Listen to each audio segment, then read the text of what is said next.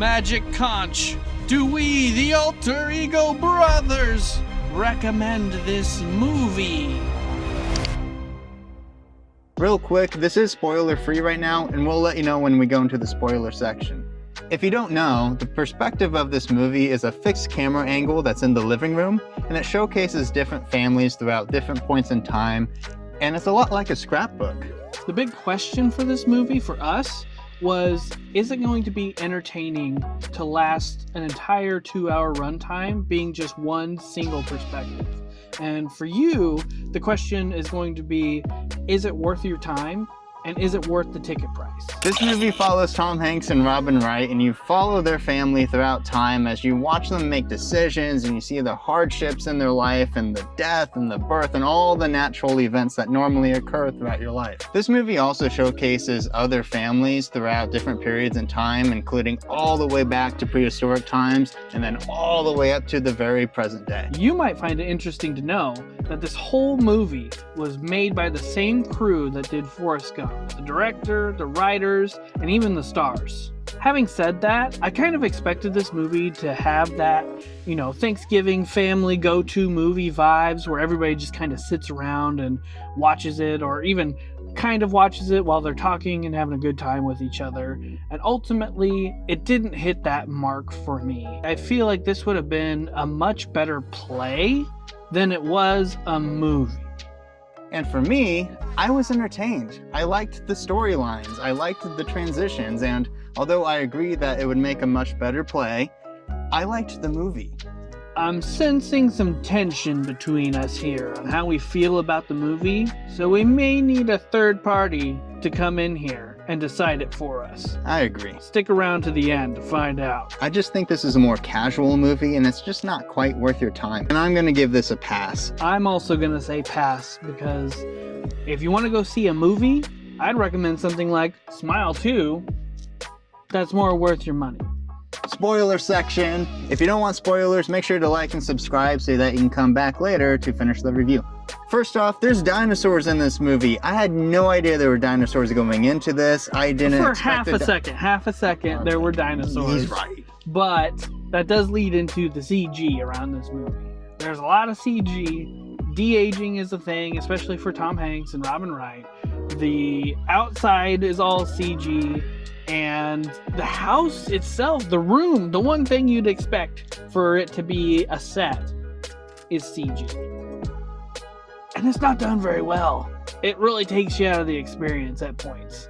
There's points where Tom Hanks' face doesn't quite line up. I personally am over all of the de-aging stuff. It doesn't look good. It doesn't work. It's a lot of wasted money, in my opinion.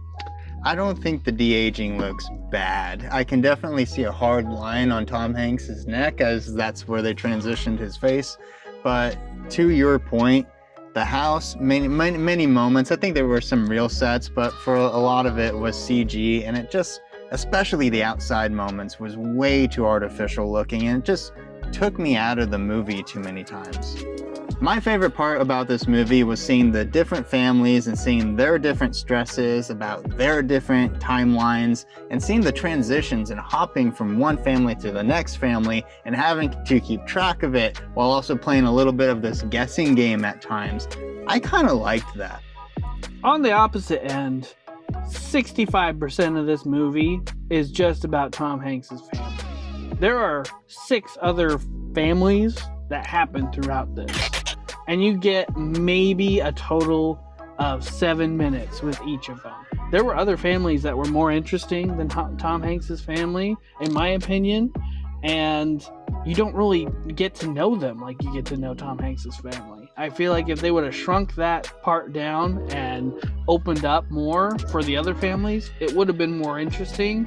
However, it was pretty just disjointed and a little jarring when it would just like switch scenes to another family for a few seconds and then back. And that's another area that we do agree a little bit on. We thought that these transitions from family to family could have tied together just a little bit better than they did. Right now, I don't think it tied at all. No, there was a point in the movie one family hated the wall color. It could have easily transitioned to the previous family painting the wall to that new color of theirs because they also hated the previous wall color. it just would have been kind of funny. Maybe if you had a family that came to visit the current family because they wanted to see their old home again. Things like that just like intertwine the timeline just a little bit would have just kept this a little bit more interesting. And just to concede a point, I do think that I am not the target audience for this movie. I think it's more aimed towards people of like my parents' generation and aimed to people who have more of that life experience than I do personally. And I can forgive that a little bit more because I like the art of it. I think I'm more of the target audience in that aspect, although I do agree to your point. Speaking of camera angles, or camera angle. Well, there's a camera movement at the end, so there's technically more than one. But the camera angle in this movie, we're debating on if it really worked or not. I think the consensus between us is yes, it works, but they also had to work around the camera enough times by walking around it and whatnot that makes this question of, did they really need to do it this way?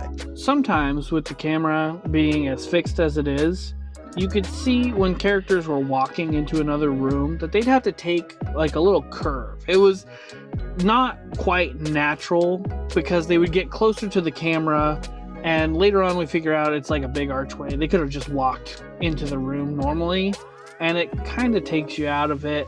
I also think the camera angle overstays its welcome for most of the movie. It's interesting, but it didn't need to be a whole movie like that. And I can't disagree with that, but I do like the challenge of having the fixed perspective the entire movie. And I do think they still did it well enough to justify to do it for the entire movie. But it is time to give this a rating, and I am ready to go. Are you? I am ready. I'm surprisingly, and I say it surprisingly because I thought I'd give it a higher score going into it, I'm gonna give it a 6 out of 10. But I still recommend this movie. I still liked it. I, unsurprisingly, am going to give it a 5 out of 10. And I'm not going to recommend this movie. I think there are way better Tom Hanks movies out there. And ultimately, it felt very gimmicky to me. We are in disagreement, which means we need to consult our handy dandy magic conch.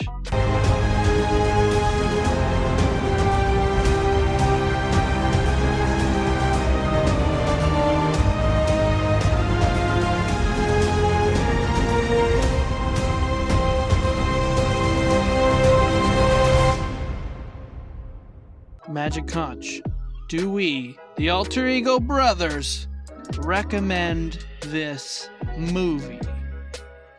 Try asking again. All right. The tension builds. Another montage. Magic Conch, do we, the Alter Ego Brothers, recommend this movie? I'm like 99.99% positive. Oh!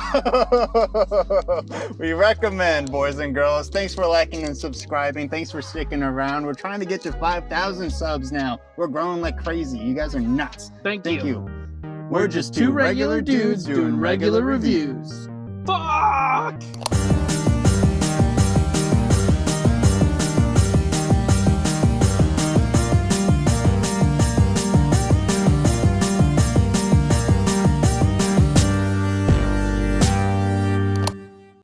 I don't know.